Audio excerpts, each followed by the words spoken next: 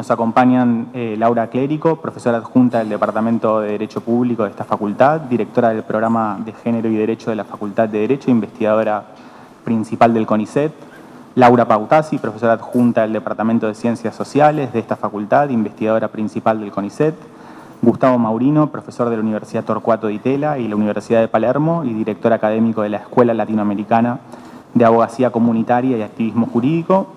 Y Ramiro Álvarez Ugarte, profesor investigador de la Universidad de Palermo, donde también es vicedirector del Centro de Estudios en Libertad de Expresión y profesor del Departamento de Derecho Público de esta facultad. Aprovecho para agradecerles a los profesores y las profesoras invitadas por aceptar nuestra invitación a participar. Y bueno, si les parece, comenzamos. Laura, como quieras.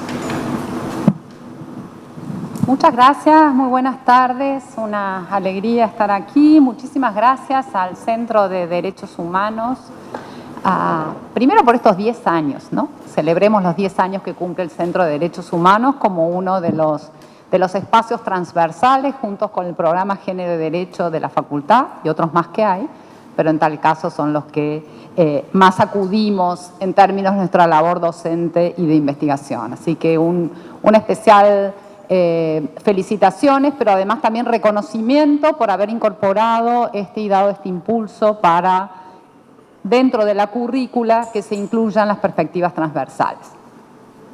Y en este panel, y es muy lindo estar con los amigos, colegas que venimos pensando y está puesto sobre el futuro y sobre cuál serían las líneas en un momento que al menos en Argentina la Agenda 2030 está en fuerte cuestionamiento y esto está generando y desatando cuestiones claramente inesperadas de lo que una Agenda 2030 de consenso global puede alcanzar, de la misma manera con esta agenda que propone un nuevo pacto para alcanzar sobre el futuro. Y en esta línea me parece muy importante, una y otra vez, recuperar y denunciar este momento de crisis profunda que está sufriendo la ciencia y la universidad en Argentina. Me parece que este es el primer punto para analizar, no en un panel para el futuro, sino en la actualidad, no solamente en términos del financiamiento específico por el cual estamos en lucha desde casi todo este año, sino también centralmente por la pérdida de consideración y el vaciamiento, entre otras razones que se está argumentando o aduciendo esta famosa ideología de género, que lejos de ser un concepto elaborado, es un concepto que toma precisamente una construcción feminista de larga data, donde establece esa estructura de poder asimétrica que la denomina género, para suscribirla y denigrarla a un simple concepto ideológico. Entonces me parece que para el inicio, si estamos convocados a hablar del futuro, este presente tan claramente paradigmático, donde las capacidades institucionales, las capacidades de la ciencia y del trabajo universitario están puestos en cuestionamiento, es el primer punto para comenzar. En mi caso, pensé un poco esta participación y lo habíamos acordado aquí en el panel, y muchas gracias a Agustín por su trabajo de coordinación, refiriéndome hacia volver a problematizar el concepto de trabajo. El concepto de trabajo que generalmente lo asociamos con trabajo remunerado o con el empleo o ocupación, pero esa es una de las formas en las cuales se manifiesta esta capacidad de las personas para ocupar su tiempo, sus energías y sus capacidades. En esa categoría tenemos tres elementos centrales constitutivos del trabajo. Por un lado, aquel trabajo que es remunerado y que se refiere al empleo o la ocupación, pero también tenemos el trabajo no remunerado que se realiza al interior de los hogares, que es central para reproducir la fuerza de trabajo, pero particularmente central para la sostenibilidad de la vida, que es ese gran campo de los cuidados que hoy, luego de muchos esfuerzos de la academia feminista, pero también de movimientos organizados, se ha incorporado en la agenda de América Latina, y me voy a detener en un segundo momento en eso. Pero hay un tercer campo de trabajo, que es el trabajo comunitario. Y es un trabajo que también centralmente es el tiempo propio dedicado a tareas hacia otras personas que no integran directamente mi núcleo familiar o en tal caso mi familia afín, pero construyen valor económico y van a generar también un proceso de incorporación y de sostenibilidad de la vida. Esos tres elementos del trabajo son una agenda que hoy el cuidado está avanzando en la agenda de derechos humanos, pero no podemos avanzar una agenda sin avanzar en la otra, porque claramente hay una relación interdependiente, no solamente en tanto derecho económico, social, cultural y ambiental, que son el derecho al trabajo y el derecho al cuidado, sino que también centralmente las formas de resolución de una y de otra categoría tienen una mirada interdependiente. Y esto es parte de lo que se incorporó en la Agenda 2030, como el consenso previo anterior a nivel global y con la definición de los 17 Objetivos de Desarrollo Sostenibles, por primera vez a nivel global. Ya había estado anteriormente la Agenda de Desarrollo del Milenio con los Objetivos de Desarrollo del Milenio y que implicó un proceso de rendición de cuentas global por parte de los Estados. La Agenda 2030 incorpora objetivos cada vez más específicos en términos de compromisos de los Estados. Entre ellos, la igualdad de género, además de educación universal, salud para todos y todas, pero también un ODS que fue claramente invisibilizado y poco promovido como una instancia central, que es el 10 de reducción de las desigualdades. Y si hablamos de desigualdades, este es el continente más desigual de la Tierra, y otra vez considero que la agenda debe iniciarse porque la desigualdad en general en América Latina, como en todo el mundo, pero claramente lo que enfatizamos de esa característica de la región es a través de la medición de un coeficiente, que es el coeficiente de Gini, que desde un momento de igualdad absoluta va a medir esa brecha entre aquellos que más tienen patrimonio e ingresos monetarios y los que menos tienen. Pero lo que no se repara en que este es el continente más desigual de la Tierra por la injusta división sexual del trabajo y de los cuidados. Y ese es un núcleo crítico en esta agenda de derechos humanos. Entre otras razones, porque esa desigualdad estructural afecta centralmente a las mujeres. Y ahí me parece que hay tres puntos también que sobresalen. Un primer punto en esta agenda que nos están proponiendo, al menos debatirla y ojalá construirla más fuertemente, es el escenario post-sindémico. Pasamos la pandemia del COVID-19, hicimos casi como en una suerte de pensamiento mágico, quedó allá atrás, pero hemos hecho muy poca evaluación de los efectos que la pandemia del COVID-19, y por eso con una colega, Nieves Rico, la denominamos la sindemia del COVID-19, porque fue precisamente un momento de crisis estructural, sindémica, entre una crisis sanitaria, una crisis de pobreza y una crisis de los cuidados. Esa situación de la pandemia, y lejos de un concepto de normalidad o de nueva normalidad como se hablaba, lo que hizo fue incrementar esas desigualdades. Pero en ese núcleo desagregado de desigualdades surgieron y emergieron también nuevas problemáticas. Creo que el caso de las vacunas es uno de los ejemplos claves de cómo se construyen las políticas sociales en América Latina. La forma de resolución, y donde tuvimos un contraste entre el norte global y el sur global respecto a patentes, distribución, acceso de dosis y otro tipo de situaciones vinculadas a las prácticas clientelares y demás, dio cuenta de estas nuevas inequidades que fue construyendo.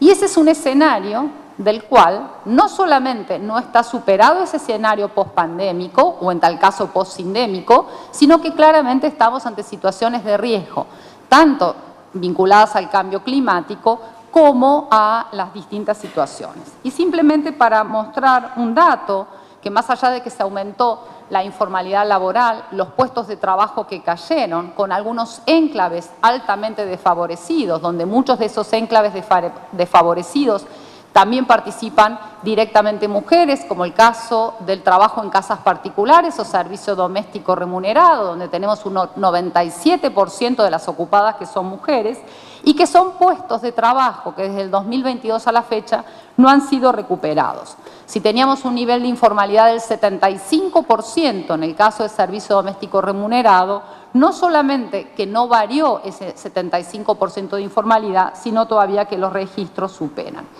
Pero uno de los datos, que fue un dato que aporta un informe de Oxfam en el año 2021, muestra que un nuevo multimillonario se produjo cada 2 semanas entre el 18 de marzo y el 12 de julio del año 2020. Entonces ahí tenemos un elemento central en esta desigualdad estructural. Entonces me parece que la discusión de una agenda del futuro tiene que tomar porque también aprendimos con la pandemia del HIV-Sida, y esto lo dijo muy claramente la Organización Mundial de la Salud, hasta que no se aplicó un enfoque de género y de derechos humanos en las formas de resolución de la pandemia del HIV, no fueron exitosas. Por lo tanto, si bien durante la pandemia del COVID-19 todos los órganos de protección universal y del sistema interamericano alertaron en esa dirección, lejos está la resolución en esa línea. Por lo tanto, me parece que este es un punto importante para recuperar esos efectos del escenario post-sindémico y cómo seguir adelante.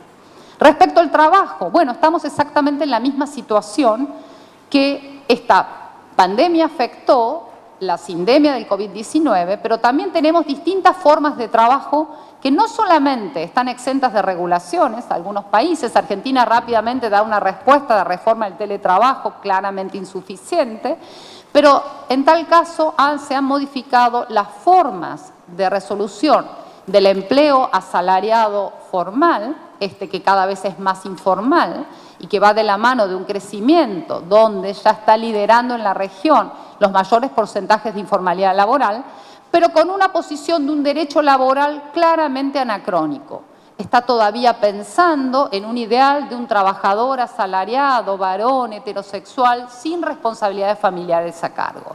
Y lejos de ser esta la problemática, ni siquiera las aspiraciones, sobre todo de las personas más jóvenes, respecto a cómo van a desempeñar sus formas de trabajo, está siendo un núcleo crítico en la región. Núcleo crítico en términos de desprotección, pero también núcleos críticos que se vinculan directamente con el tercer punto que yo quiero abordar, que es el trabajo de cuidado no remunerado que se realiza en los hogares. Esto y ha sido muy importante allí y un gran reconocimiento a la Academia Feminista Latinoamericana, porque la producción que se ha hecho en este continente, no solamente a nivel teórico y también a nivel empírico, sino también de articulación con los decisores de políticas públicas. La Academia Feminista ha construido estrategias en todos los países de la región, primero para sacar al trabajo de cuidado del ámbito de las familias. En segundo lugar, para que se reconozca como trabajo. Es un trabajo infinito, es una de las líneas de producción fordistas más extraordinarias.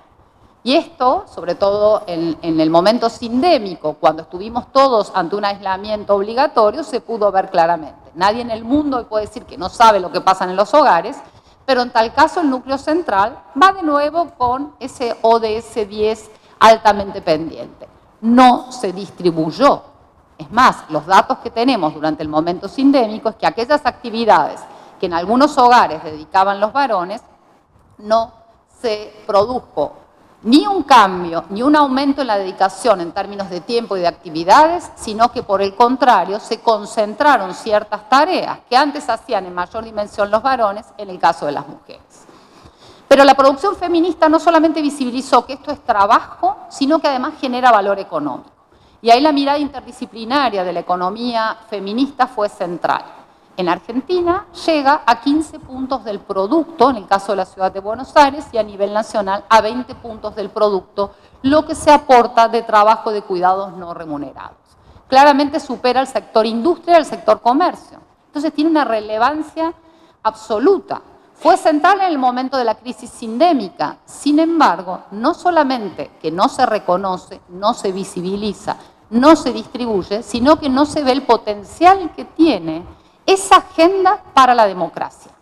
Y esto también fue muy importante en este recorrido, la posibilidad que también lo construyó esta región en foros, que es el foro, hablamos mucho de la Agenda 2030, del Foro del Futuro, pero poco nos detenemos en un foro académico que ha sido promovido, pero en realidad es un órgano subsidiario de la Comisión Económica para América Latina y el Caribe, la CEPAL, que es la Conferencia Regional sobre la Mujer de América Latina y el Caribe. Es un foro que lleva 40 años reuniéndose, fija agenda en la región y está integrado por los mecanismos para el adelanto de las mujeres, las ministras de las mujeres. Hoy Argentina, después de 40 años de democracia, no tiene su mecanismo de adelanto para la mujer porque fue disuelto, denigrado el Ministerio de las Mujeres, Géneros y Diversidades, pero tampoco hay otro órgano que suplante esa tarea que hacía el Ministerio de las Mujeres, Géneros y Diversidades.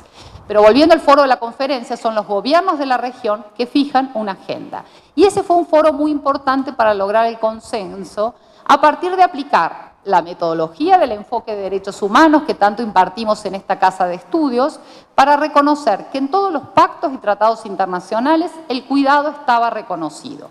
Desde la Declaración Universal en adelante, la comunidad global se pronunció respecto a la relevancia de los cuidados, que se identificaban no con la palabra cuidados, esa es una producción académica conceptual que ha hecho el feminismo, pero sí con el concepto no solo de vida digna, sino también de protección a la maternidad, protección a las personas con discapacidad y demás. ¿Vos me recuerdas el tiempo que ya debo estar sobre el límite?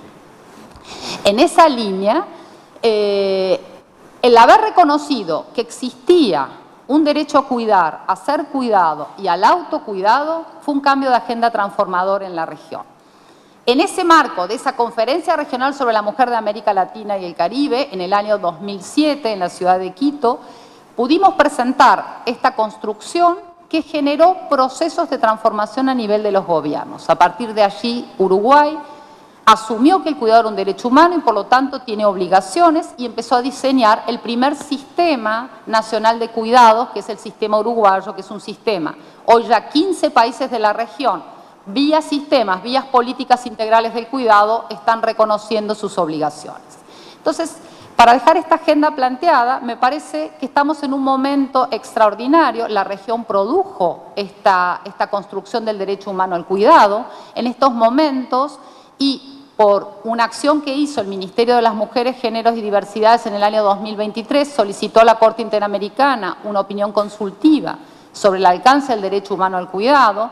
En las audiencias que la Corte tomó durante este año, hubo casi 130 amicus, un proceso realmente extraordinario para lo que suele movilizar. En las audiencias hubo 70 delegaciones, entre ellas la vicepresidenta de Colombia, y está en el momento de resolución por parte de la Corte. Entonces, estamos en un momento extraordinario para recuperar ese momento sindémico de crisis, para ver los efectos en términos de desigualdad, y para generar una agenda que involucre a las políticas de empleo, a la revisión de los marcos normativos del trabajo remunerado y que claramente se comprometa con el reconocimiento del derecho a cuidar, a ser cuidado y al autocuidado, y sobre eso comiencen propuestas transformadoras, donde esa concentración de tareas de cuidados en las mujeres deje de ser la regla y pase a distribuirse. Y me quedo por aquí para el debate. Gracias.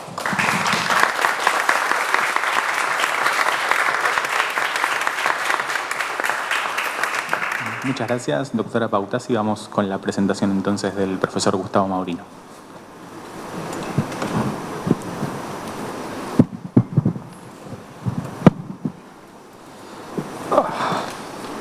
Muchas gracias. Buenas tardes. Es una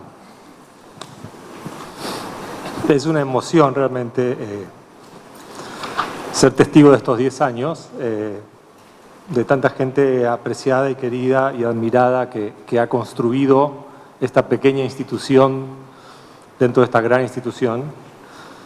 Crear una institución en la Argentina es una especie de quijotada sin sentido y por eso es más admirable cuando ocurre. Recuerdo algunas conversaciones hace como 10 años con Martín y su idea de que el centro debiera agregar valor al estudiantado de la facultad, que su agenda no era hacia afuera, sino hacia adentro. Y haber visto en estos años como distintos estudiantes se enriquecieron a sí mismos participando del centro es, creo, un motivo para que se sientan muy orgullosos todos y que acompañemos esta celebración. Es un milagro en la Argentina. Me estimuló mucho la energía de Laura, pero ya recordé otra vez que estoy completamente deprimido acerca del futuro. Por un momento casi me subo. Entonces, quiero ser muy... Creo que les debo ser toda mi sinceridad en este punto. un panel que se llama El Futuro y que habla de la discusión de los derechos humanos por venir. Yo la leo como la discusión por venir sobre los derechos humanos. Y mis primeros comentarios son sobre eso. Mi impresión es que la discusión por venir sobre los derechos humanos va a ser fea, sucia, dolorosa y triste. Y a su vez inevitable, imprescindible y vale la pena para nuestras generaciones. Pero va a ser fea, dolorosa, sucia y triste, como lo ha sido para generaciones anteriores, que era infinitamente más fea, dolorosa, sucia y triste. La agenda de los derechos humanos y las discusiones de los derechos humanos solo excepcionalmente han sido cómodas, confortables y agradables. Y tal vez las generaciones que están acá han vivido parte de ese momento. En algún punto ese momento fue la anomalía.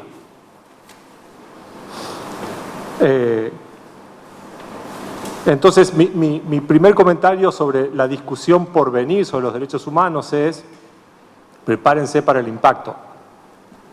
Ya lo estamos viendo, tampoco les estoy contando el futuro, ya pasó, ¿no? Y me interesa marcar en este sentido algo que en algún punto hemos dejado de hacer, en términos generales digo, como comunidad jurídica que discute sobre derechos humanos, que es la discusión sobre los fundamentos, sobre lo incondicional de los derechos humanos. En algún punto, nuestra conversación pública, guiada por ciertos progresos colectivos y globales, nos llevó en las últimas décadas acaso, globalmente, a dejar asentada la discusión por los fundamentos y discutir por las proyecciones y los alcances y los límites y las fronteras de la realización de los derechos humanos. Y eso era relativamente desafiante, pero a su vez estábamos parados sobre la construcción de un volumen de fundamentos y de acuerdos sobre fundamentos que podían dejarnos relativamente contentos. Y eso ya no existe más. El sentido de los derechos humanos, los fundamentos, aquello que los hace incondicionales y dignos de dedicar la vida a su defensa, está sobre la mesa.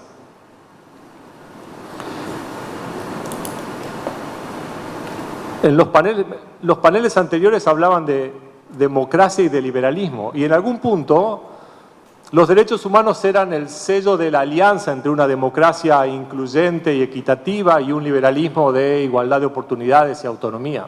Estábamos relativamente bien con eso. No alcanzaba, pero podíamos vivir 100 años con una buena democracia e igualdad de oportunidades y respeto a la autonomía y diversidad.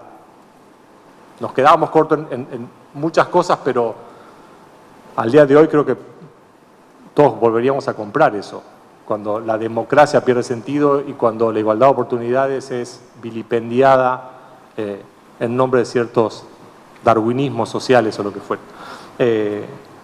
Entonces,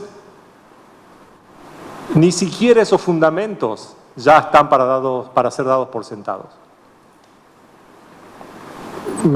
Cierro mi primer comentario con esto. La discusión por venir de los derechos humanos, con todo lo dolorosa que va a ser, requiere, creo yo, un ejercicio intenso y ambicioso y desafiante de volver a establecer los fundamentos y las bases de incondicionalidad de los derechos humanos, asumiendo ya que no están dadas, que no están ganadas y que al contrario el sentido común las impugna. Como impugnaba los derechos humanos más básicos a no ser víctimas de desapariciones, torturas, etcétera, hace unas décadas acá y en todos lados.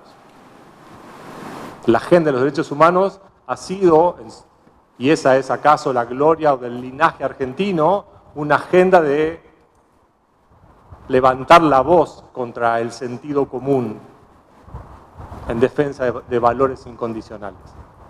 No ha sido la agenda de defender aquello en lo cual todos estamos de acuerdo para ver cómo llegamos un paso más en este camino. Y la generación que tiene que llevar los destinos del Centro de Derechos Humanos para adelante, acaso tenga eso por delante. Mi segundo comentario es sobre el contexto en el cual esa discusión va a ocurrir, y voy a aprovechar los puntos de Laura para ahorrarme minutos, que es la desigualdad estructural sistémica, la exclusión, que se traduce en ciudadanías subalternizadas. Géneros, pero comunidades indígenas, pero diversidades, pero pobrezas estructurales urbanas, pero, en fin. La mitad de nuestras poblaciones viviendo ciudadanías subalternizadas. Y si la potencia incondicional de los derechos humanos no va a proveer el puente de fundamentos y de reclamos morales para esto, pues entonces habremos fracasado. Uno de los espacios donde la exclusión de ciudadanía colapsa en todas las dimensiones de la vida social, a mi modo de ver, en todo caso, lo que a mí me interesa es el espacio de lo que en términos generales se llama inclusión legal, empoderamiento legal, acceso a la justicia, cualquier nombre que se les ocurra, pero es el hecho de poder reclamar tus derechos. Reclamarlos no ante el Poder Judicial, reclamarlos en la vida pública y adueñarte de tus derechos. Una de las formas más extendidas en que esta desigualdad estructural se manifiesta es grupos, comunidades, colectivos que ni siquiera pueden articular en el lenguaje del derecho sus padecimientos de exclusión.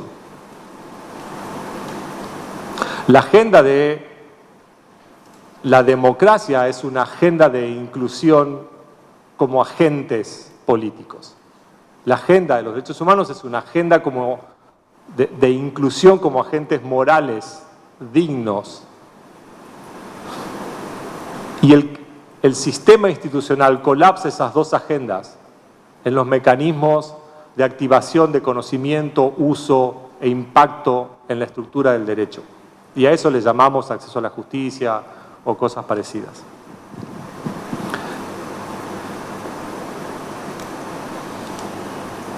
El acceso a la justicia está en los ODS, 16.3 y algo así. Está en observaciones de los órganos de los tratados. La relatora para la independencia judicial el año pasado hizo un informe sobre el empoderamiento legal para el acceso a la justicia. Está ahí, en los instrumentos,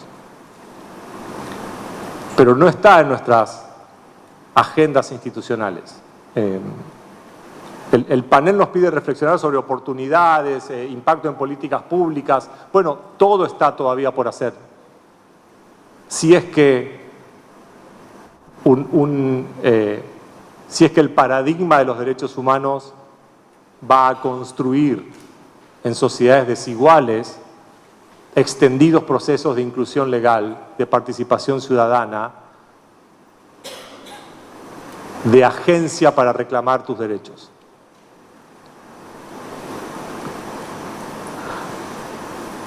Los sistemas judiciales están separados por un abismo de esa agenda. Las políticas públicas están tímidamente, o han estado tímidamente avanzando y obviamente están retrocediendo, no tímidamente, todo lo contrario. Y la actividad académica o la producción académica todavía no se ha comprometido con el tipo de evidencia y con el tipo de propuestas realmente transformadoras que el nivel de exclusión reclama.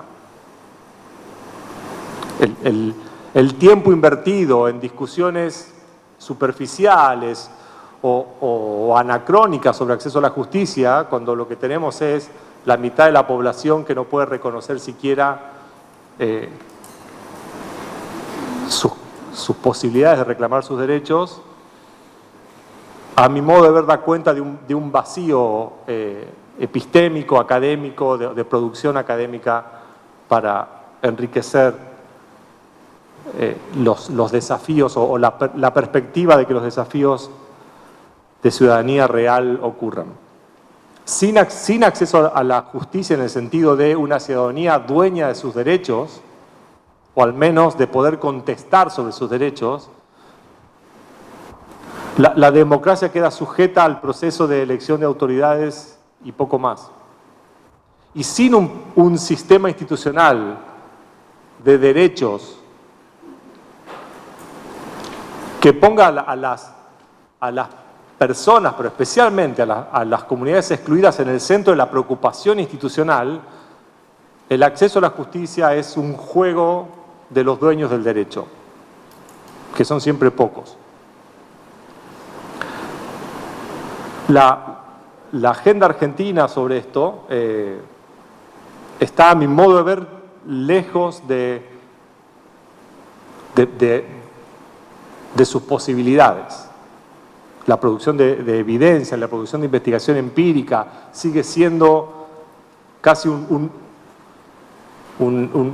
lujo en algún caso o un esfuerzo casi heroico de investigadoras, investigadores que de alguna manera consiguen la oportunidad para hacerlo. Necesitamos la evidencia que no tenemos y la discusión sobre derechos humanos asociada a evidencia todavía sigue siendo relativamente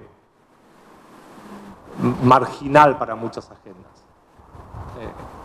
¿Acaso tenemos mucho que aprender del esfuerzo, como Laura mencionaba, que la agenda de la justicia de género y el feminismo nos ha mostrado?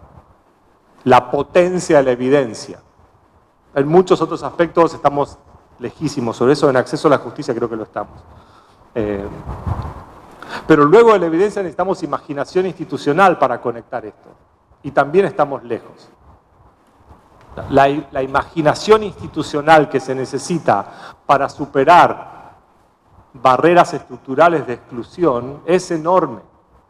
La potencia de la inercia, de los intereses creados, etcétera, es descomunal. Y si vamos a tomarnos en serio los desafíos del futuro en términos de inclusión democrática, la imaginación institucional, la producción de imaginación institucional en el paradigma de los derechos humanos necesita multiplicarse, y eso solo puede ocurrir en espacios como el sistema universitario. Debería ser el espacio de la imaginación y no de la revisión dogmática de los cementerios de textos legales que tanto nos fascinan. Investigación empírica, imaginación institucional y un ambiente crítico, autorreflexivo. Solo la universidad tiene los incentivos para hacerlo. No va a ocurrir en los estados, no va a ocurrir en las agencias internacionales, no va a ocurrir en las burocracias. Espacios como el Centro de Derechos Humanos, acaso, son una de las pocas esperanzas que tenemos para que esa energía se encuentre y se fortalezca. En todo el mundo en este momento se está discutiendo hasta dónde los ODS y el ODS 16 sobre acceso a la justicia se puede realizar o no, qué implica, qué cosas funcionan, qué cosas no funcionan. Hay una conversación global sobre esto, desde el paradigma de los derechos humanos, a la cual ojalá la práctica argentina pueda contribuir. lo que está detrás de esta conversación, y cierro con esto, creo que estoy en el tiempo, es el tipo de democracia, de liberalismo, pero en todo caso el sentido que los derechos humanos van a tener no la semana que viene, sino en la generación que viene. La generación que se empieza a adueñar del derecho es la generación que va a sostener el valor de los derechos humanos o no ante el embate que tenemos, y que podrá o no construir un horizonte de imaginación institucional que aborde estos desafíos que en 1, 2 o 3 generaciones no hemos podido abordar. La promesa de inclusión democrática y un liberalismo de igualdad de oportunidades, si se quiere, tampoco se ha realizado. Y eso implica, en términos institucionales, sobre todo, creo yo, un espacio donde las comunidades vulnerabilizadas sean dueñas de su voz en relación con sus derechos. Y eso implica una transformación radical del sistema institucional que hemos estado lejos de producir o siquiera de activar en términos de producción académica, etc. Cierro con esto, quienes en todo caso hemos estado algún tiempo dando vueltas en las conversaciones sobre los desafíos de la igualdad, la exclusión, los derechos, etc.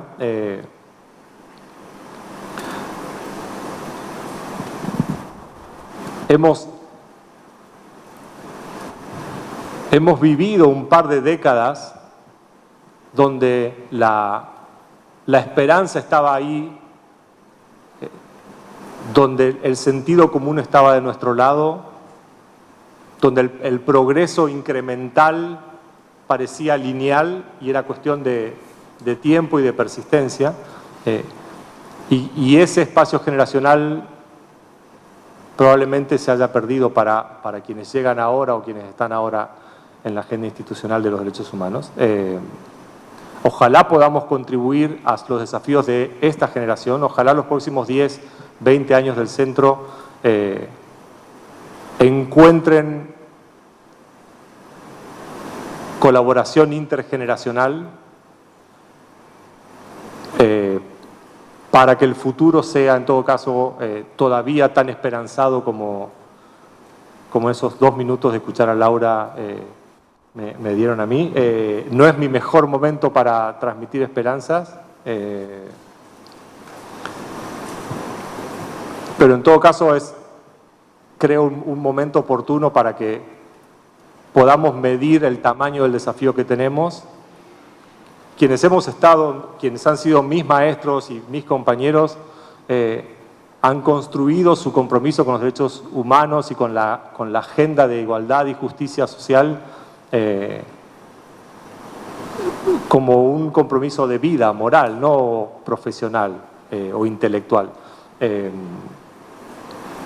Quienes llegan a esta práctica les toca acaso un momento más difícil que el que nos tocó a nosotros, y lo único que podemos ofrecernos mutuamente es estar ahí, acompañarnos y sostener como podamos el esfuerzo siempre inacabado y siempre imperfecto por hacer realidad la mejor promesa de los derechos humanos. Con el Centro de Derechos Humanos al menos tenemos un lugar para que esa conversación ocurra. Felicitaciones nuevamente por estos 10 años y por las varias décadas por venir con los nuevos liderazgos. Es un orgullo para todos estar acá. Gracias.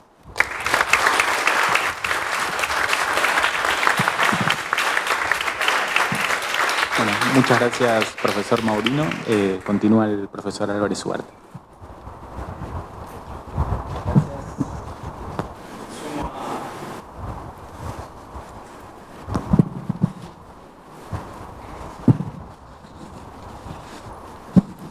Ahora sí.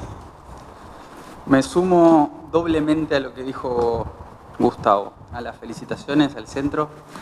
Me ha gustado estar cerca en los últimos años de alguna forma u otra, participando en las actividades. y me sumo también al pesimismo de Gustavo sobre el futuro.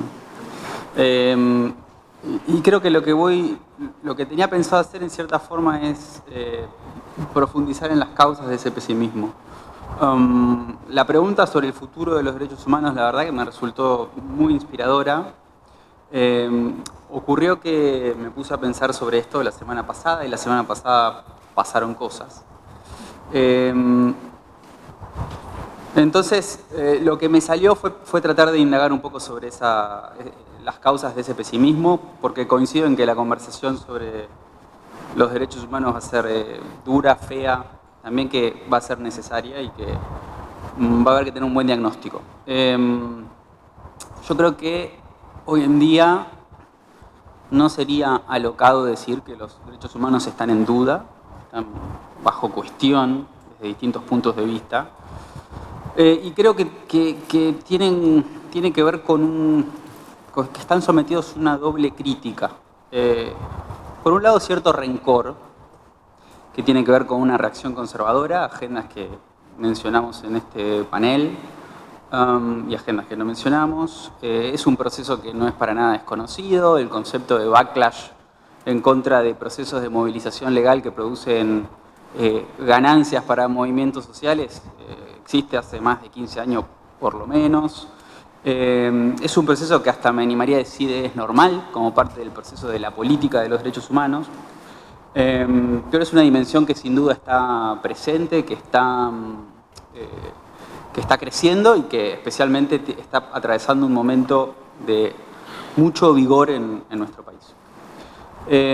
Pero a la vez hay un proceso de insatisfacción más profunda que creo que viene más del lado de la reflexión académica, crítica, del derecho crítico, etcétera, que también es algo que conocemos, está reviviendo, me da la sensación, el discurso crítico de los derechos de la década del 80, y me parece que eso se está revitalizando con algunos movimientos que hay a nivel académico y de reflexión, especialmente en Estados Unidos y en Europa, pero que me parece que también lentamente están llegando a América Latina.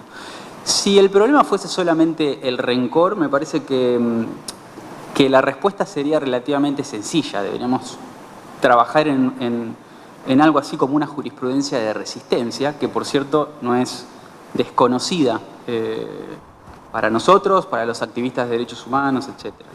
Resistir retrocesos es parte de lo que, por ejemplo, hizo durante gran parte de su historia el movimiento de derechos humanos en la Argentina. Entonces, hay una memoria allí. Y si ese fuese solo el problema, me parece que queda bastante claro qué es lo que habría que hacer. Pero yo quería enfocarme en cierto sentido en el segundo punto, en una insatisfacción más profunda y no vinculada al rencor contra procesos que consideran derechos que ciertos sectores de la población rechazan. Acá voy a repasar cosas que seguramente todos conocemos, pero dentro de esa crítica o de ese revivir de la crítica de los 80 al discurso de los derechos está la idea de los derechos como espejismos, como elementos de una política más bien simbólica que previenen procesos de movilización más radicales, que nos llevan a pensar en términos de poder judicial, en términos de reclamos a título individual y no colectivos, o con una imaginación limitada respecto del alcance de procesos de reivindicación colectivos, el efecto, digamos, de restricción que tiene el discurso jurídico a la hora de limitar nuestra imaginación política para nombrar daños, nombrar quejas, nombrar injusticias. Y terminamos poniendo mucho esfuerzo en convencer a jueces que muchos no piensan como nosotros para que hagan las cosas que queremos que hagan. Esa idea está también, desde la década del 80 en adelante, esa es una línea de crítica persistente, digamos. Creo que hay otro elemento en esta línea, que es la revitalización de cierta reivindicación del rol instrumental del derecho en general, puesto al servicio de imaginar cómo la economía política de una comunidad democrática puede modificarse.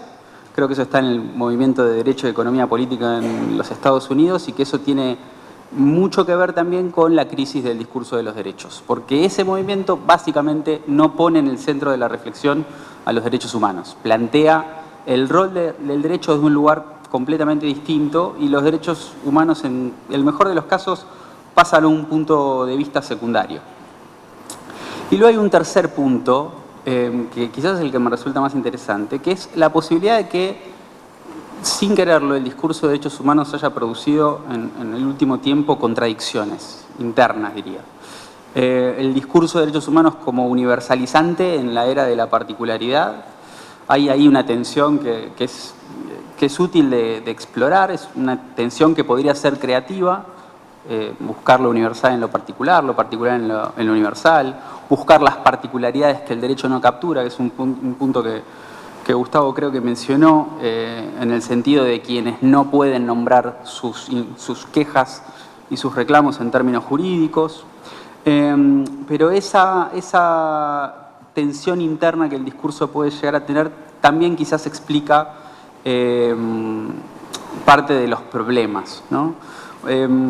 Voy a dar dos sugerencias en ese sentido. Una que creo que está un poco más documentada por lo que yo pude ver y otra que es más intuitiva. Una es, por ejemplo, el proceso de discusión sobre las políticas de identidad que se produjo en los Estados Unidos y especialmente en los sectores más progresistas o de izquierda respecto de los límites de las políticas de identidad para construir políticas basadas en otras categorías, como por ejemplo la vieja clase social, que está en plena discusión, incluso lo vimos estos días, en el ala más de izquierda, digamos, del Partido Demócrata. Yo lo vi en revistas como Jacobin o Dissent. Es una discusión que está bastante presente y que tiene que ver con un segundo punto, que es hasta qué punto las falencias en el acceso a la justicia, en procesos de reclamos de derechos, de procesos de movilización legal, diría yo, no han generado, quizás sin quererlo, una situación de ganadores y perdedores, en donde algunos han logrado triunfos o victorias simbólicas y materiales, o simbólicas y o materiales, en esa pelea por el acceso a la justicia, y otros han perdido, ¿no? Y fundamentalmente otros no han jugado ese juego. Para todas estas posibles causas de crisis del discurso de los derechos humanos, en general tenemos un montón de respuestas, así como se produjeron las críticas en los 80, también hubo las reivindicaciones, el señalar que los procesos de reivindicación de derechos y de movilización legal tienen dimensiones simbólicas además de materiales, que los efectos materiales pueden tener efectos, pueden ser indirectos y no necesariamente directos, el uso de los derechos como recurso político, estrategia en procesos de movilización social, todo eso lo sabemos, pero me parece que el tercer elemento que yo mencionaba, de las contradicciones internas, para ponerle un nombre que no sé si es el correcto, es el que menos reflexión ha tenido y creo que es el más urgente, porque mi sensación, mi intuición, y esto lo digo con absoluta precariedad, porque realmente no creo haber arribado a ninguna conclusión, pero mi sensación es que en esa insatisfacción que existe respecto del discurso de los derechos hay una clave para entender el presente, para entender el futuro y para entender cómo va a ser la discusión que se viene. Y para pensar sobre eso a mí me resultó, y con esto voy cerrando, me resultó interesante pensar en cómo había sido el proceso básicamente de reivindicación de derechos en nuestro país, que creo que tiene algunas características que todos compartiríamos. Nosotros en nuestra transición democrática los derechos humanos fue una pieza fundamental y esencial en el proceso de transición, en el proceso de consolidación de la democracia. Miramos a los derechos humanos en su vertiente política, pero también en su vertiente internacional. El derecho internacional de los derechos humanos nos sirvió en distintos momentos para justificar acciones, para justificar, combatir retrocesos que se habían producido, para sostener soluciones innovadoras, por cierto, a esos retrocesos. Así que ese es uno de los elementos que me parecen principales. Después creo que también hemos caído en ocasiones en cierta concepción formalista los derechos en general y de los derechos humanos en particular, hemos visto procesos de entrenchment, de búsqueda de poner en la Constitución cosas para, de alguna forma, separar a esas cuestiones del mundo de la política, del alcance de la política, procesos exitosos y procesos fallidos. El fallido que más quizás podríamos celebrar es el intento de prohibir el aborto a nivel constitucional que hubo en la Convención Constituyente del 94. Creo que en nuestra práctica también hemos, y en parte por ese haber ido tanto al derecho internacional, se han construido principios de derecho internacional vinculados a ese formalismo con el principio de no regresividad, y en ocasiones también creo que hemos elevado el derecho internacional de los derechos humanos por sobre el derecho interno, y ahí hemos producido o generado algo también quizás indeseado, que es una separación demasiado fuerte entre los derechos y la democracia. Y en ese transcurrir de nuestra vida institucional, en la crisis de 2001 me parece que se produce un primer quiebre importante, donde los derechos juegan un rol.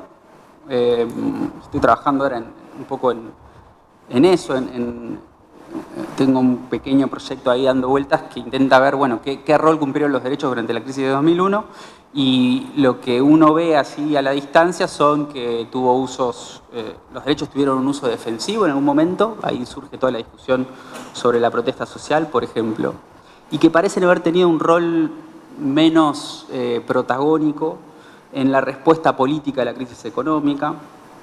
Entonces ahí quizás hubo una doble... se abrieron dos caminos distintos, una dimensión material que empezó a discutirse lejos del lenguaje de los derechos, y una dimensión civil que fue, creo que esos años en donde parecía que lo que había que hacer, como decía recién Gustavo, era insistir en el camino iniciado para poder lograr esas victorias. Si ese fue el recorrido que tenemos hasta ahora, quizás lo que ameritaría una reflexión, pensando en ese futuro y en ese rencor que yo veo en muchos sectores de la sociedad que están movilizando esa reacción, no uso la palabra livianamente, esa reacción en contra del discurso de los derechos humanos, del discurso de género, etc.,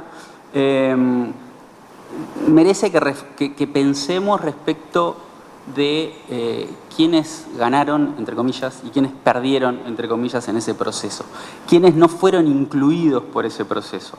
Y me parece que eso es necesario para poder reivindicar el discurso de los derechos humanos, poder reivindicar al rol instrumental que tienen los derechos humanos en una comunidad política en términos de dar respuestas a la ciudadanía, ¿no? Esa idea de que tenemos cada vez más derechos, pero a la vez vivimos cada vez peor, que habrán visto en discusión en el último año en nuestro país, es una idea que merece toda nuestra atención, toda nuestra reflexión, para entender en qué no alcanzó el discurso de los derechos humanos. Y porque en ese no alcanzó está la reflexión que quizás tenemos que hacer. Y yo ahí haría como 3 sugerencias para terminar, con esto termino. Recuperar el rol instrumental del derecho en determinar cómo es la vida económica de una sociedad me parece central. Y me parece que tiene que ser parte del proceso de reflexión desde los derechos humanos. Los derechos humanos claramente tienen que informar esa discusión, pero no pueden agotarla. Me refiero, cuando estemos pensando en estas cuestiones, vamos a tener que pensar en términos de derechos, pero vamos a tener también que pensar en términos institucionales respecto de lo que mencionaba también Gustavo, de reimaginar o imaginar soluciones institucionales para lidiar con la desigualdad estructural que padecemos y que es causa indudable de muchos de nuestros problemas. Siguiendo en esa línea,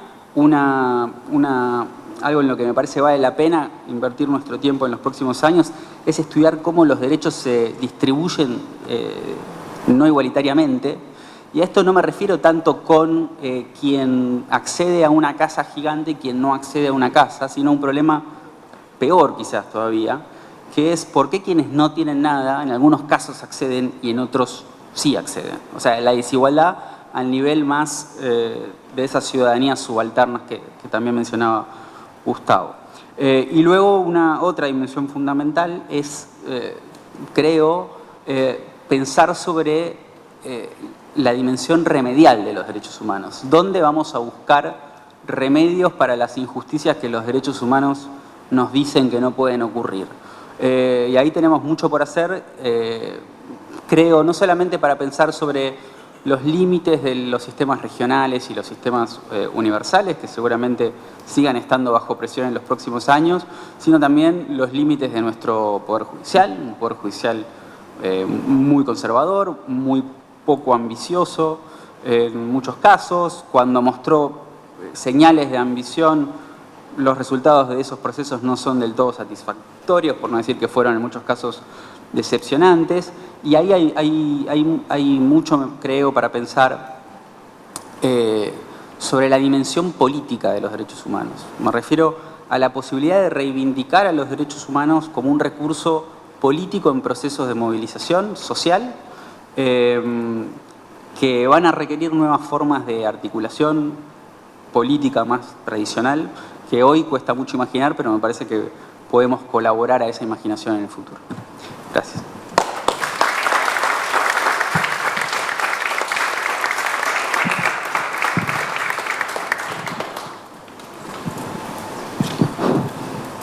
Agustín, ¿me das la palabra? Sí. Bueno, controlame también el tiempo. Bueno, antes que nada, muchas gracias al Centro de Derechos Humanos por haberme invitado a compartir este espacio de celebración, 10 años del centro y, bueno, como decían mis colegas acá, una gran alegría. Y bueno, es una gran alegría porque forma parte de la facultad, forma parte de nuestra casa. Y tal vez algo que también se dijo en la mesa me emociona profundamente el trabajo del Centro de Derechos Humanos hacia adentro, ¿no? Hacia la propia enseñanza. Y solo como una foto quisiera dejar sobre la mesa todo el trabajo que hacen con el tema de los alegatos, ¿no? Con esa práctica de enseñanza, de aprendizaje. Así que primero mis felicitaciones a Mónica Pinto, que tuvo la idea de crear este Centro de Derechos Humanos porque nació durante su decanato, a Martín, ¿no? Su director, pero también a su equipo, a Liliana, que fue parte del equipo, a Ángeles, que está siendo parte del equipo, a Clara, a Pablo, a Agustín, a Leo, que está por ahí, y disculpas porque seguramente me estoy olvidando de muchas personas que pasaron o que están en la actualidad en ese espacio. También quisiera, como nota a pie de página, decir que, como Laura, lo que voy a decir lo digo desde la defensa de la educación universitaria, pública y gratuita, que como derecho humano en este momento está siendo especialmente atacada y no por casualidad está siendo especialmente atacada. Y con esta introducción entonces quiero plantearles algo como parte de un conversatorio tal vez. Mis colegas en la mesa plantearon muchas cosas sobre las que se basa este ejercicio que les quiero plantear. Laura habló de desigualdad estructural, Gustavo también, pero también en una parte Gustavo dijo el hecho de poder reclamar los derechos, dijo, bueno, no solo en la justicia, también en la vía pública. Perfecto, voy a empezar por ahí. Y me interesa justamente esto, ¿cuál es la capacidad de lectura que tienen las Cortes? La capacidad de lectura que tienen las Cortes de las agendas que desafían los derechos humanos o que las tratan o las agendas que tratan de dinamitar los derechos humanos. Y aquí permítanme una nota a pie de página. Digo, de los derechos humanos que forma parte del derecho positivo vigente, ¿no? Es decir, forma parte de nuestro derecho constitucional y convencional. Y por el otro lado, ¿cuál es la capacidad de lectura de esas mismas Cortes respecto de cómo se deben responder a esos desafíos. Que esta sería, humildemente, la agenda de futuro. ¿Sí? Entonces, primera parte de lo que estoy diciendo. Segunda parte, la pregunta es, ¿están las altas cortes de la región, con lo cual incluyo a la Corte Argentina, porque me voy a referir a ella, a la altura de las circunstancias? ¿Está la Corte Suprema Argentina a la altura de las circunstancias? Es decir, y ahí viene la tercera parte. Por lo que mis colegas hablaron, estamos en el medio de una gran crisis. ¿O no? ¿No? De una gran crisis del sistema político donde y esto no es solo en la Argentina, esto es una tendencia mundial donde hay un ataque a los pilares democráticos, no ya a través de un golpe de Estado, sino desde el mismo sistema democrático. ¿No? Hay diferentes ejemplos en la región y para ejemplos cercanos basta con un botón. Entonces la gran pregunta es, ¿qué capacidad de lectura tienen las altas cortes? Ese sería el primer gran desafío de los derechos humanos.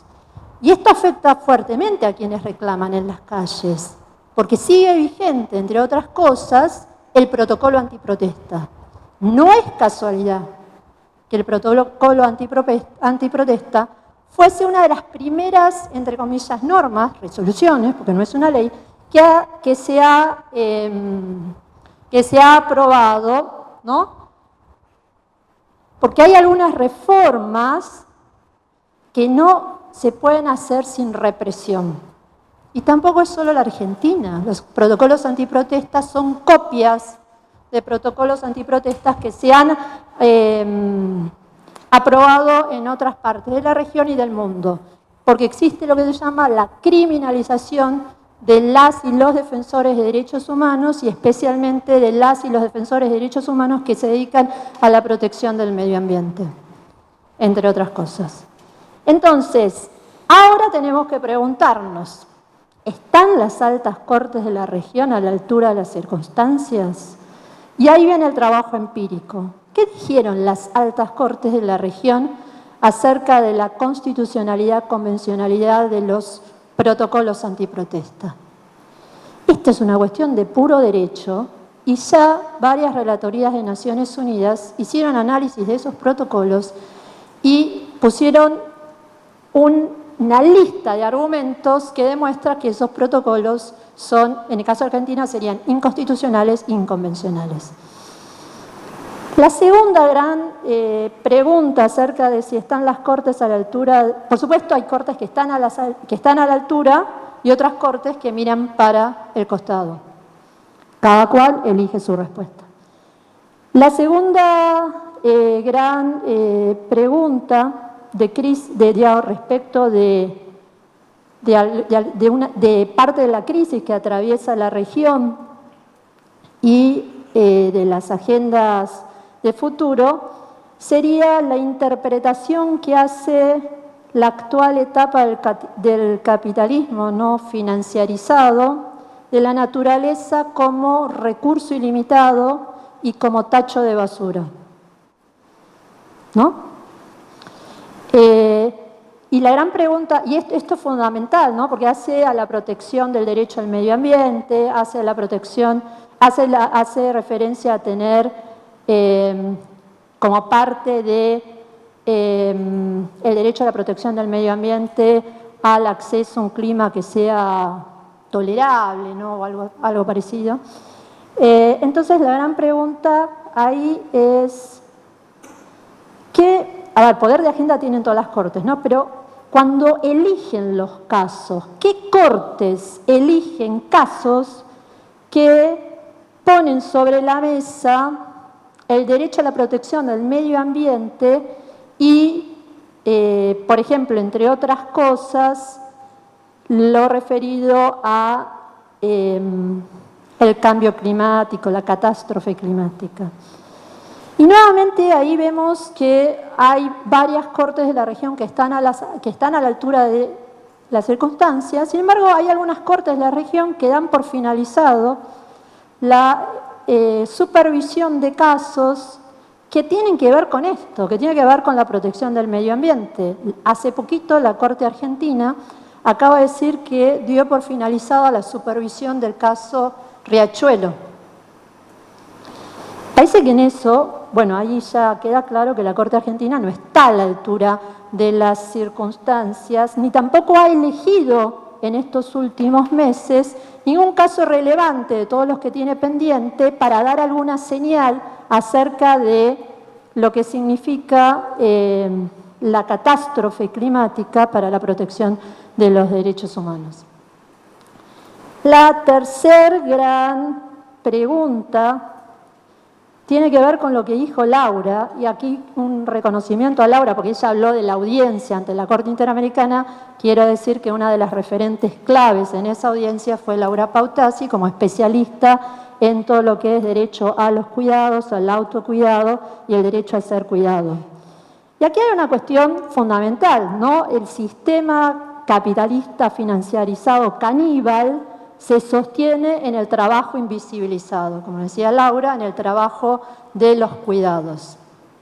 Entonces, y esto tiene un impacto desproporcionado respecto de los derechos de mujeres, diversidades, y está totalmente interseccionado en términos de clase, de raza, de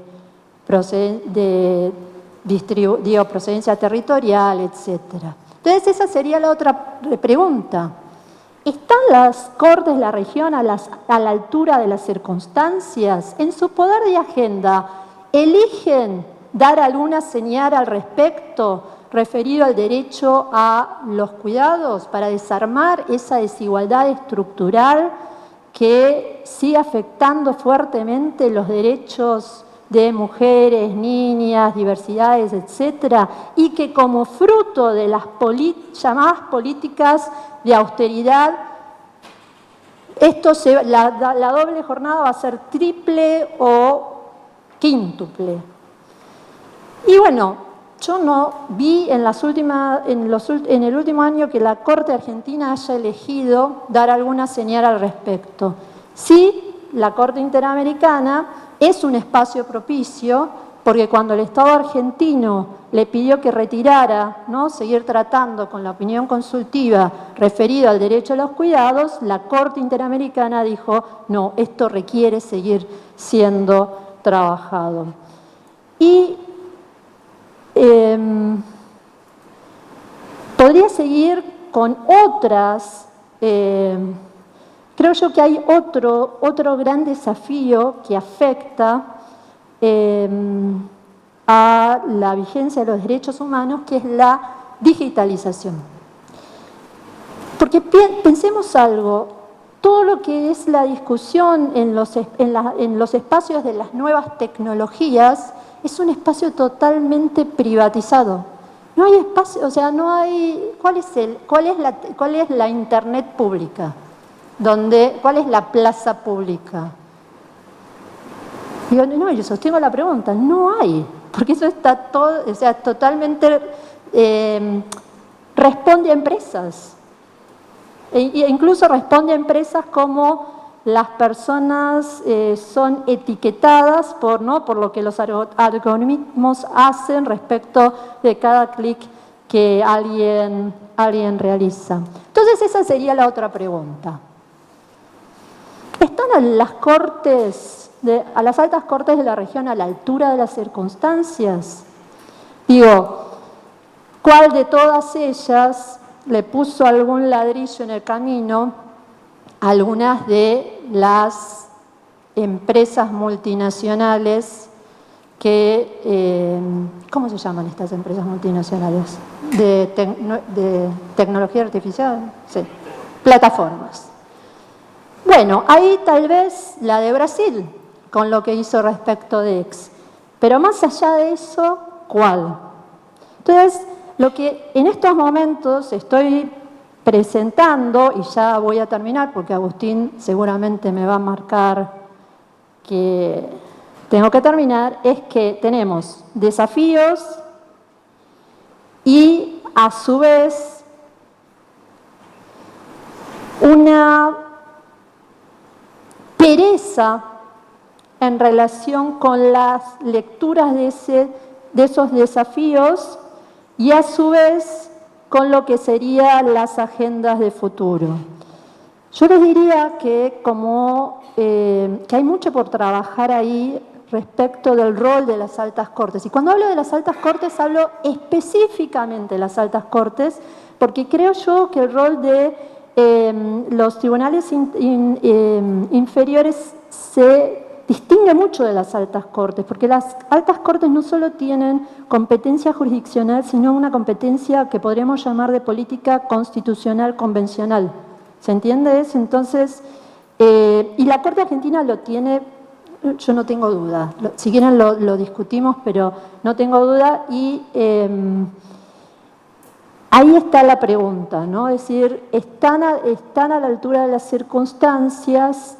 Yo no creo que solo sea las altas cortes de la región quien vaya a tratar de lograr que Ramiro y que Gustavo tengan optimismo, pero creo yo que lo que no podemos dejar es que esas altas cortes de la región, especialmente la Corte Argentina, esté frente a semejante crisis y ataque a los derechos humanos que siga estando en una postura de extrema comodidad. Muchas gracias.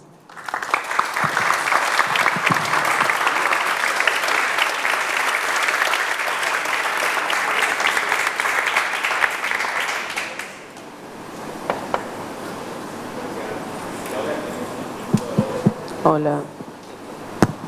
Ahora sí. Muchísimas gracias, Laura. Tenemos unos minutos para preguntas y comentarios del público. Veo una mano por allá.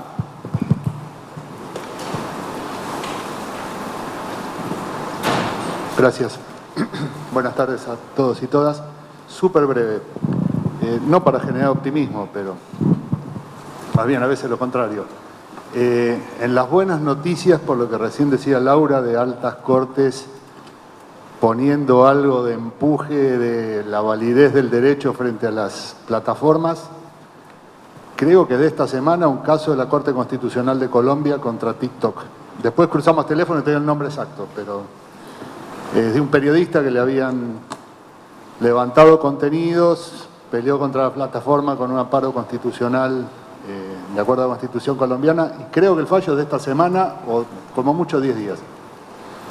En Uruguay funcionó al revés, un caso contra Google, le dijeron anda a discutir a España porque le estaban aplicando el Reglamento General de Protección de Datos en España, y el caso está en la Comisión Interamericana esperando que den admisibilidad, con lo cual ahí hay una demora importante. Y lo riesgoso es que, como suele pasar algunas veces, en Estados Unidos estornudan y acá se resfrían, quieran copiar la regla del fallo Moody's diciendo las plataformas tienen conductas expresivas y la primera enmienda los protege y no hay nada para decir. Y a mí lo que me da pánico ahí es que empiece a jugar el artículo 14 en espejo con la regla de la primera enmienda, en lugar de aplicar la Convención Americana sobre Derechos Humanos, que el 13.3 dice los actores estatales tienen responsabilidad en la obstaculización de la libre circulación de informaciones y opiniones. Digo, y en términos de protesta está mucho más avanzada la Interamericana que cualquiera de nuestras cortes. Tavares Pereira marca eso y otros fallos recientes, particularmente contra Brasil también. Gracias.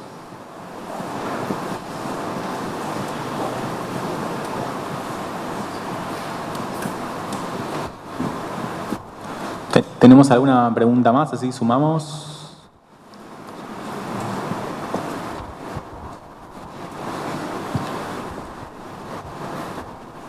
Muchas gracias por las presentaciones y los saludos por el cumpleaños.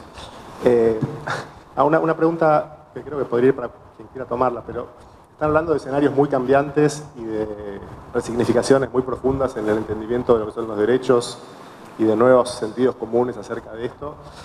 Quiero preguntarles si ven que en las tareas de quienes se dedican a hacer activismo jurídico, activismo por los derechos o las organizaciones de la sociedad civil, están percibiendo algún tipo de ajustes de estrategias acorde o están pensando de qué forma ajustarse a esta nueva realidad, a este nuevo paradigma, porque evidentemente si lo que ustedes dicen fuera cierto y mantuviéramos las estrategias y herramientas, tendríamos un problema doble, ¿no? Simplemente escuchar una reflexión sobre eso.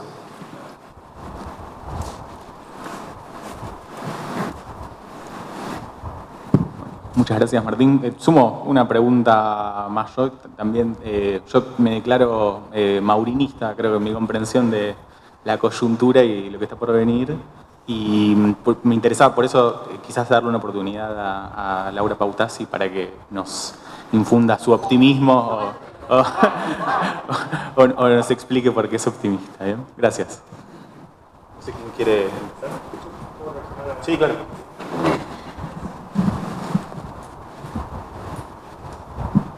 Una reacción desde la perspectiva de estar viendo por mi proyecto actual experiencias en toda América Latina y de activistas en eso.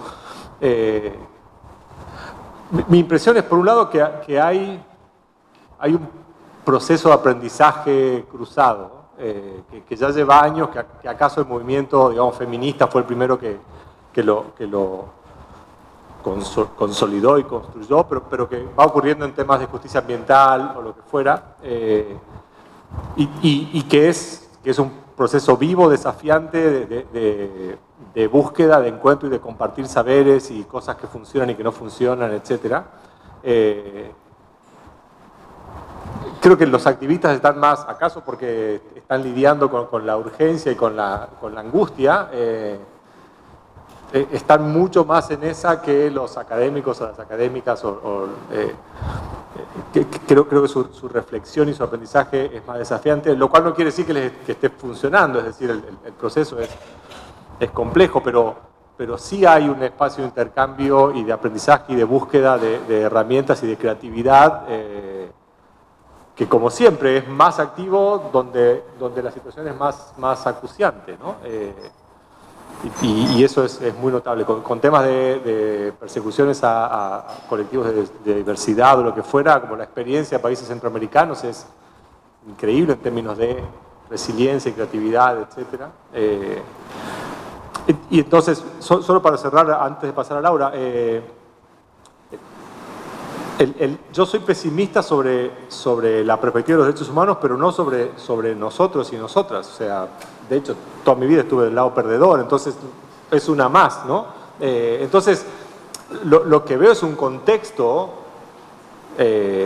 amenazante y en ese sentido cruel, si se quiere, pero no estamos acá para hacerlo fácil y para hacerlo cómodo, así que en ese sentido vamos a trabajar como siempre. Bueno, un problema es que no son feministas, hasta acá. No, nada, el feminismo no tenemos un optimismo absurdo, sino que hemos trabajado siempre con la diversidad, con la dificultad y con los problemas estructurales. Pero me parece que el ejemplo que trajimos sobre la construcción del derecho humano al cuidado en la región es un ejemplo que hay que aprender. Y no veo tantos interesados, recuperando lo que se dijo acá en el panel, cuánto la estructura dogmática, inclusive del pensamiento de la formulación, está pensando en esta estrategia. Porque además no solamente es una estrategia, claramente lo que identificamos es que está en todos los pactos y tratados internacionales, pero además está en toda la base del derecho civil y de familias, las relaciones interpersonales. La diferencia es que lo sacamos del ámbito privado y lo pusimos en el ámbito público como obligaciones por parte del Estado. En el momento de la opinión consultiva en la Corte, y aquí hay muchos en el público que estuvieron presentes allí, Laura también acompañó el proceso del amicus, fue un momento increíble, porque se unió el movimiento feminista con el movimiento de derechos humanos, que nunca nos hemos llevado muy bien, digamos. ¿Por qué? Por múltiples razones. Pero además, nuevos actores y actrices, y entonces me parece que es muy importante aprender de ese proceso. No sabemos cuál será la resolución de la Corte, pero ya el proceso en curso, esos 129 amicus, que solamente un 5% discuten básicamente procedimentalmente si el cuidado es un derecho humano autónomo o no, es un proceso para aprender. ¿Y cuánto estamos viendo en esto? Sin duda, acuerdo con que el escenario es altamente dificultoso, pero como planteaba Laura, claramente la Corte también dijo que esto es una problemática de derechos humanos al Estado argentino, que agrega una paradoja. El Estado argentino acude a la audiencia, que era una solicitud de opinión consultiva de la anterior gestión, pero claramente reafirma la profundidad y el alcance de la opinión consultiva. Hasta hay un discurso en su momento a la finalización del secretario de Derechos Humanos mesiánico sobre el valor de los cuidados. Luego, por los mismos argumentos que favoreció, pide el retiro de la opinión consultiva. Pero esto, al menos desde el feminismo, estamos muy acostumbradas a esa línea. Quiero recuperar lo que planteaba Laura, que me parece muy interesante. Hay 3 cortes supremas, en realidad 3 cortes constitucionales, que se expidieron respecto al derecho humano al cuidado. La primera fue la de Ecuador, es un fallo muy interesante sobre un despido sobre embarazo del año 2020. Luego le siguió la Corte de México y le siguió el Tribunal Constitucional de Colombia. Entonces, hay y me pareció muy interesante lo que traía Laura de cómo van sacando estos temas, en un momento que en Colombia también está en cuestionamiento el Ministerio de la Igualdad, precisamente por la agenda de cuidados. Entonces, me parece que hay un escenario para romper este pesimismo, para mirar la región y lo que en la región construimos, pero también para aprender de este proceso. ¿Y cuándo vamos a romper las fronteras? Yo dije que el derecho laboral y el derecho a la seguridad social están anacrónicos, porque precisamente si no le damos una renovación importante, están quedando absolutamente desactualizados respecto a la línea. Bueno, es el momento también de incorporar la categoría del derecho al cuidado. Es absolutamente transversal. No es una contingencia de la seguridad social. Toda nuestra vida está atravesada por el cuidado y siempre nos va a pasar que debemos brindar cuidados, que nos tienen que cuidar y también, sobre todo, y eso es lo que habilita el derecho al cuidado, es el autocuidado como un gran campo. Entonces, para levantar los ánimos, creo que hay una agenda en marcha en la región importante para sumarnos, y esa es una agenda que puede también tener un impacto muy fuerte en Argentina, que terminó una gestión anterior con un proyecto de creación de un sistema nacional de cuidados que no fue tratado en diputados y que las energías de construcción de lo que había sido el impacto territorial federal fue muy importante. Entonces, este factor de lo que se está construyendo en la región puede avanzar, ojalá, para un cambio también interno. Entonces, me parece que hay más de una herramienta y esta concretamente me parece que es una buena para ser más optimistas.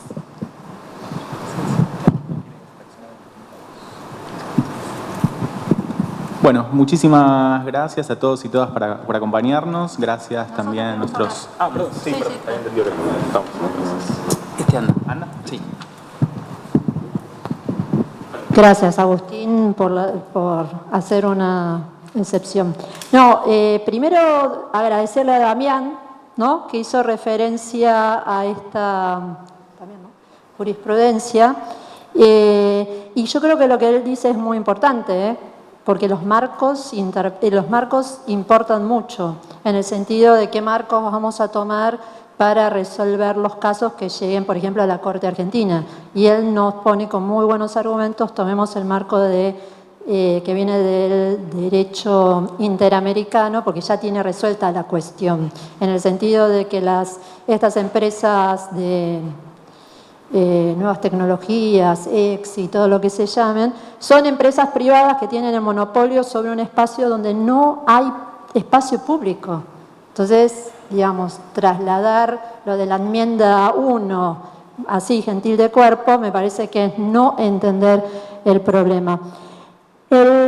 Así que gracias también. Y el segundo punto está referido con esto de que, claro, tenemos que ver las complejidades, pero no nos podemos dar, en algún sentido, por vencidas. Y me parece que la lucha del movimiento feminista es crucial, porque siempre fueron las condiciones adversas, siempre, y mucho más, y peor todavía, ¿no?, porque siempre estuvimos remando en dulce de leche.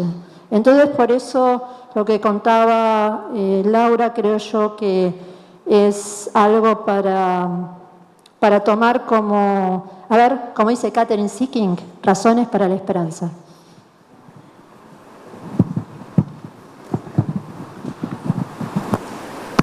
Bueno, muchas gracias, Laura. Ahora sí, muchísimas gracias de nuevo a nuestros invitados y nuestras invitadas y a ustedes por acompañarnos.